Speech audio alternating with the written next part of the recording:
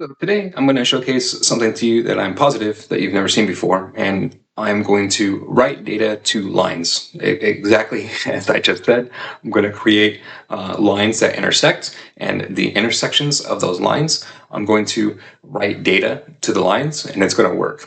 And so before I dive into this experiment, kind of like, why would I think of a concept like this? How would I think of a concept like this, right? I think that's kind of the first place to start. And so to me, the way that I think of these experiments and I think of these things is very simplistically and very forthright.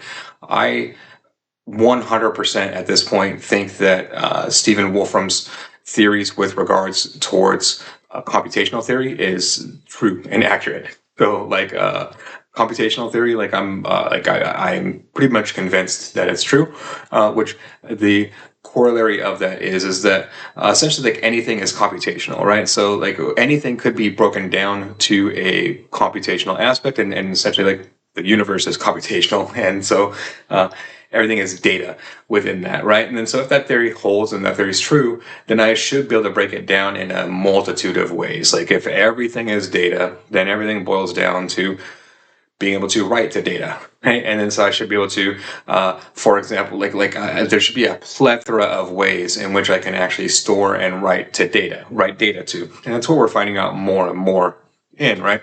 I play a lot more in those playgrounds, in that specific playground, more and more recently than anything else.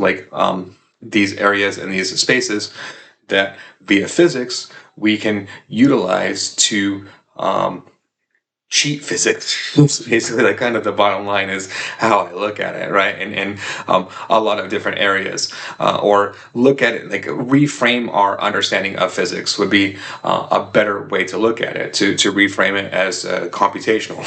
And so let's dive into this experiment, and I'll showcase this to you firsthand. So very first thing that I want to do is I have this concept that I can write to lines, and I want to write to the space in between lines. And then so the very first concept within that is I need to properly define the space that I should utilize in between lines. And then so my very first observation, or my very first hypothesis, is that I should use hyperbolic space for this, but I know going into it that I'm going to have problems with this particular experiment and hyperbolic space. And that's what you see here, right? So essentially I'm trying to create intersecting lines in hyperbolic space, which is very hard to do. and as we see here, these lines don't actually intersect. And then so going through next experiment, I'm able to get these lines to intersect. And then so, but what you can see here is the math involved with this to get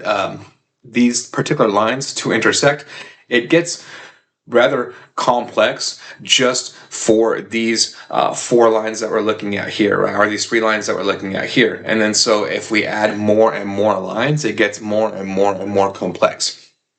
And so it's like, and it kind of stacks infinitely, right? And then the mathematics of it. And then so this is a hard method to do, and it's a hard method to calculate. It's essentially what you'll see within the next part of code here is to code hello world and binary. I need 88 of these intersections, and I need to know and map exactly where they are. But because of the way and the dynamics of hyperbolic space always curves lines, no matter what. It's hard to map where exactly the intersections are going to be. I need to do it 88 times, right? And then so within that, it's just the math gets very, very hard to do in hyperbolic space because of the curvature and measuring lines in that curvature. And then so I figure at this point, something that I often don't do is utilize Euclidean space as opposed to hyperbolic space. But in this experiment, setting it up, as I go through, I realize that Euclidean space is in fact the best hands down space for this, because I get very straight lines in Euclidean space. As we can see here, I can predict the measurements of the lines. They operate exactly as I think that they would, and I can operate and essentially set this up as a graph. And that's essentially what we're looking at when we look at this code, right? I'll dissect this code for you and run through what we're looking at here, but I'm essentially setting up a graph. So I set a straight line path in Euclidean space between 2 points, and essentially I have a start point and an end point. So x, y, and x, y, right? X, y axis, setting up a graph, and then the start points of 0 and 0, and like so x, y, x, y. And then function to detect the crossing between the lines. So just making sure that I can actually like measure and detect when those lines are intersecting, because that's what I want. That's the main function, right? That's our language within this, is every time that a line intersects, it's either a 0 or a 1. And then depending on how they intersect, right? And that's the math that we do here. And then so next thing is that we take our text, in this instance, our binary representation of hello world, and then we convert that to text or to binary. And then so it spits out like it's a whole bunch of binary that it does. And then we have our paths of our straight lines, and then so we know within this, once we convert this, we have a metric, right? Because it's converting the amount of characters times 8 bits, and then that will tell us how many characters that we need in binary for hello world, and that's like 80 characters. And then so we need like 88 intersections for all of these paths, and then so we know that going in, because we have the text.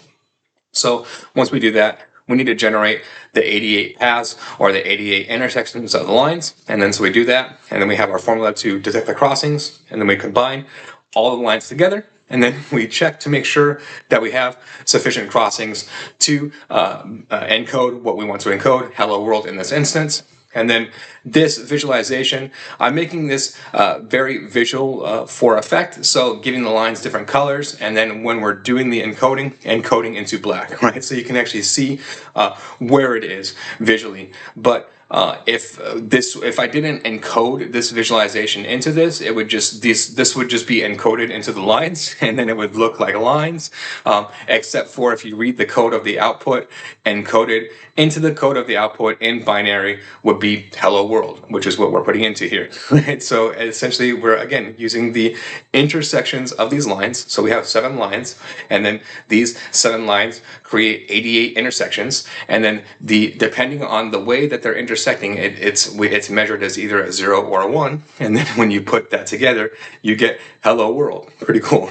And then so we can see here that's exactly what's going on, and then that's the binary representation that it encodes. So you can read it all out, but that's the binary for hello world. And then in this very last function, so I proved that you can do it, right? I was like, okay, cool. And then next step for me is like make it more universalized. So like this last cell is more for if you're not very familiar with code, but you want to play around with this, you think it's cool, this is for you.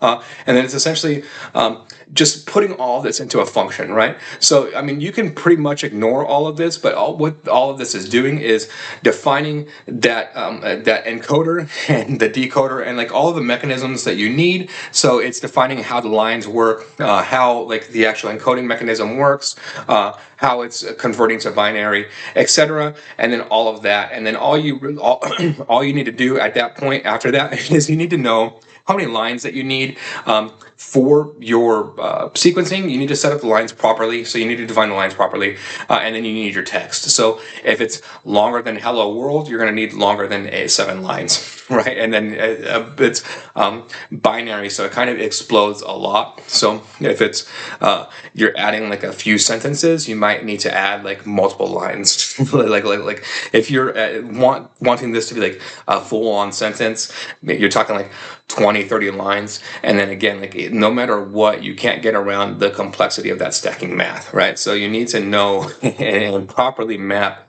how those lines intersect, and then so that gets harder and harder to do past 7 lines. Like that 7 lines is pretty kind of difficult in and of itself, right? To map out and to get it to sequence properly, and to know that there's going to be exactly 88 intersections. Because if you have more intersections, then you have to have the exact number of intersections within this in order for it to work, right? Because if you have more intersections or less intersections, then that's your data.